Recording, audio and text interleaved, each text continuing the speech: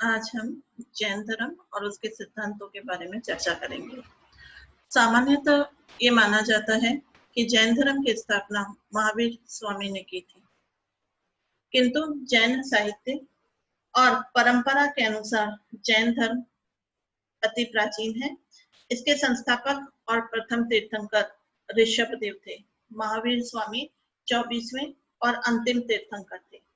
23वें तीर्थंकर पार्श्वनाथ पहले ऐतिहासिक तीर्थंकर थे।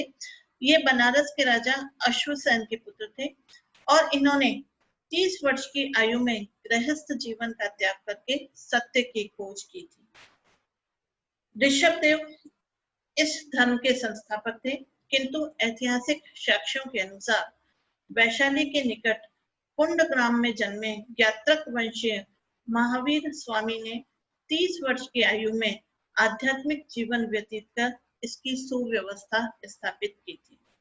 वस्तुतः जैन धर्म वैदिक धर्म और संस्कृति के विरुद्ध एक क्रांति थी, क्योंकि इन्होंने तत्कालीन समाज में व्याप्त हिंसक यज्ञ, कर्म कांड, वेदों पर आधारित वर्ण व्यवस्था, जाति प्रथा, इसका विरोध किया और समाज के सम्मुख नई मान्यताएं रखी थी। महावीर स्वामी का जन्म 599 ईसा पूर्व में वैशाली के निकट कुंडग्राम में हुआ था। इनके पिता का नाम सिद्धार्थ और माता का नाम त्रिशला था। इनके बचपन का नाम वर्तमान था। महावीर स्वामी का आरंभिक जीवन राजकुमारों की भांति व्यतीत हुआ। इन्हें अनेक विद्याओं और कलाओं की शिक्षा दी गई। युवा अवस्था में इनका विवाह यशोदा नामक राजकुमारी से हुआ था। इन्होंने 30 वर्ष तक गृहस्थ जीवन व्यतीत किया। तत्पश्चात अपने बड़े भाई नंदीवर्धन से आज्ञा लेकर संन्यास ग्रहण कर लिया। कल्पसूत्र के अनुसार ज्ञान प्राप्त करने के लिए महावीर स्वामी ने कठोर तपस्या की। 12 वर्ष तक घोर तपस्या करने के बाद जुम्बिका के समीप ऋजुपालिका नदी के तट पर इन्हें शाश्वत ज्ञान की प्राप्ति हुई और ज्ञान प्राप्ति के बाद वे जिन जिसने इंद्रियों को जीत लिया है और निग्रंथ जो सांसारिक बंधनों से मुक्त हो गया है कहलाए। 72 वर्ष की आयु में राजगृह के निकट पावापुरी में इन्हें मोक्ष की प्राप्ति हो गई थी। जैन धर्म के सिद्धांत। जैन धर्म आचार प्रधान धर्म है। इसमें नैतिकता पर बल दिया गया है, जैसे कर्म, अहिंसा, त्याग, तप। इनके अनुसार मनुष्य के जीवन का अंतिम लक्ष्य निर्वाण प्राप्त करना है और निर्वाण प्राप्त करने के लिए इन्होंने 3 साधन जो हैं वो बताए, जिन्हें जैन साहित्य में त्रिरत्न कहा जाता है। ये त्रिरत्न है सम्यक दर्शन, सम्यक ज्ञान और सम्यक आचरण। सम्यक दर्शन। सम्यक दर्शन शब्द का अर्थ यहाँ जो है वो श्रद्धा से है। मोक्ष प्राप्त हेतु श्रद्धा आवश्यक है और तीर्थंकरों द्वारा प्रतिपादित सिद्धांतों में विश्वास रखना ही श्रद्धा है। सम्यक ज्ञान। शास्त्रों में प्रतिपादित सिद्धांतों और तत्वों का वास्तविक और गंभीर अनुभव करना ही सम्यक ज्ञान है। तीसरा सम्यक आचरण। सांसारिक विषयों के प्रति उदासीनता सम्यक आचरण है। इसके अंतर्गत जैन धर्म 5 महाव्रतों का उल्लेख करता है। ये 5 महाव्रत हैं सत्य, अहिंसा, अस्तेय, अपरिग्रह और ब्रह्मचर्य। इनमें से प्रथम 4 पार्श्वनाथ द्वारा प्रतिपादित है और अंतिम महावीर स्वामी द्वारा इसमें जोड़ा गया है। सत्य महाव्रत। सदैव सत्य और मधुर भाषण किया जाए। व्यक्ति को क्रोध, लोभ और भय से प्रेरित होकर असत्य भाषण नहीं करना चाहिए। अहिंसा महाव्रत। जैन धर्म का सर्वोपरि सिद्धांत अहिंसा परमो धर्म है। जैन आचार्य चराचर जगत, पशु पक्षी, पेड़ पौधे, कीड़े मकोड़े, मिट्टी के कण कण के अंतर्गत जो है वो आत्मा के अस्तित्व को स्वीकार करते हैं, इसलिए वे अहिंसा पर बल देते हैं। यहाँ अहिंसा का तात्पर्य प्राणी मात्र के प्रति जानबूझकर या अनजाने में किसी प्रकार की हिंसा न की जाए और कठोर वाणी से किसी को कष्ट नहीं दिया जाए। अस्तेय व्रत। बगैर आज्ञा के किसी के घर में प्रवेश या उसकी वस्तु का प्रयोग जो है वो नहीं करना चाहिए। दूसरे शब्दों में अस्तेय का अर्थ चोरी नहीं करना है। चौथा महाव्रत है अपरिग्रह व्रत। धन धान्य आदि वस्तुओं का संग्रह नहीं किया जाए क्योंकि इससे सांसारिकता के प्रति आसक्ति बढ़ती है। और पांचवा महाव्रत है ब्रह्मचर्य। मोक्ष प्राप्ति के लिए ब्रह्मचर्य आवश्यक है। नारी से वार्तालाप, उसका दर्शन, उसका ध्यान और उसका सामीप्य इसके अंतर्गत बाधक माना जाता है। जैन आचार्यों ने गृहस्थ की कठिनाइयों को ध्यान में रखकर गृहस्थ और भिक्षुओं के लिए नियमों में कुछ अंतर रखा था। भिक्षुओं के लिए पंच अणुव्रतों का उल्लेख जो है वो किया गया है। ये पंच महाव्रतों की तरह ही है, लेकिन भिक्षु के लिए इनका पालन अति आवश्यक बताया गया है, जबकि गृहस्थ हेतु इनके पालन की कठोरता कम है। ये अणुव्रत अहिंसा, ब्रह्मचर्य, अस्तेय, सत्य और अपरिग्रह है। पंच महाव्रतों के अतिरिक्त जैन धर्म में गृहस्थ उपासकों के लिए 3 गुण व्रतों का पालन भी आवश्यक बताया गया है। ये 3 गुण व्रत है दिग्विरति, अनर्थ दंड विरति, उपभोग, परिभोग और परिमाण। दंड विरति एक निश्चित स्थान पर रहना, अनर्थ दंड विरति बेकार के कार्यों से बचना, उपभोग, परिभोग और परिमाण निश्चित मात्रा से अधिक भोजन जो है वो नहीं करना। जैन धर्म के दार्शनिक विचार। जैन धर्म अनिश्वरवादी है। वो ईश्वर को सृष्टि का कर्ता जो है वो स्वीकार नहीं करता है। जैन धर्म के अनुसार चेतन द्रव्य जो होता है वो आत्मा होती है और संसार की दशा में आत्मा जीव कहलाती है। इसमें प्राण, शारीरिक, मानसिक और इंद्रिय शक्ति जो है वो हुआ करती है। और ये जीव जो होता है, ये आत्मा जो होती है, ये अज्ञात, अपार और सर्वव्यापक है। भौतिक शरीर के अंतर्गत जीव रहता है। जीव और भौतिक शरीर का मिलना ही जो है वो संसार है। जीव कर्म के कारण ही भौतिक तत्व से बंधा रहता है। दूसरे शब्दों में कहें तो भौतिक तत्वों से ढकी आत्मा जो है वो जीव कहलाती है। और भौतिक आवरण के कारण ही जीव को आत्मा का ज्ञान जो है वो नहीं हो पाता है। भौतिक तत्व से मुक्त होने पर जीव शुद्ध हो जाता है और उसका आत्मा से साक्षात्कार हो जाता है। और यही स्थिति जो है वो मोक्ष कहलाती है। भौतिक तत्व से आत्मा का मुक्त होना ही मोक्ष की स्थिति है।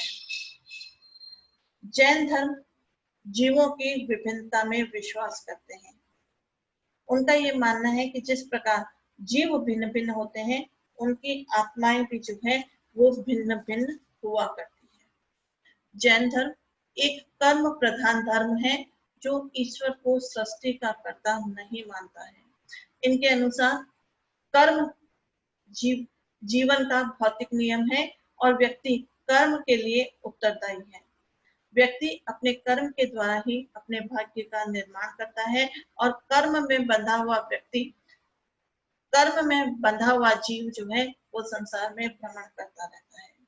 कर्म ही जीव के पुनर्जन्म का कारण है। अपने संचित कर्मों के कारण जीव को अलग अलग योनियों में जन्म लेना पड़ता है, क्योंकि कर्म का फल भोगे बिना जीव का छुटकारा नहीं हुआ करता है। जैन धर्म के अनुसार निर्वाण प्राप्ति जीवन का अंतिम लक्ष्य बताया गया है। निर्वाण का अर्थ होता है जीव का कर्म बंधन से पूरी तरह मुक्त होना। जीव और आत्मा दोनों ही चेतन तत्व हैं और ये आस्त्रव के द्वारा भौतिक शरीर से जुड़े रहते हैं। भौतिक शरीर से जीव और आत्मा का अलग होना ही जैन धर्म के अनुसार मोक्ष है। किंतु जैसा कि पहले ही बताया गया है कि ये कर्मों से जुड़े हुए होते हैं और कर्म के प्रभाव से ही जीव जो है वो बंधन में पड़ा रहता है। अतः मोक्ष प्राप्ति के लिए अनिवार्य है कि जीव और कर्म को जो है वो अलग अलग किया जाए।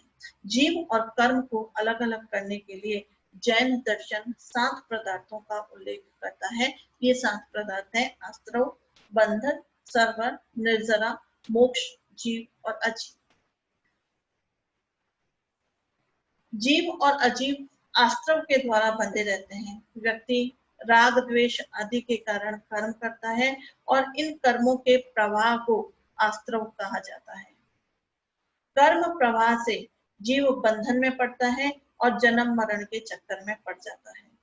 और कर्म फल से जीव को मुक्त करना मोक्ष है। इसके दो साधन है, सर्वर और निर्जरा।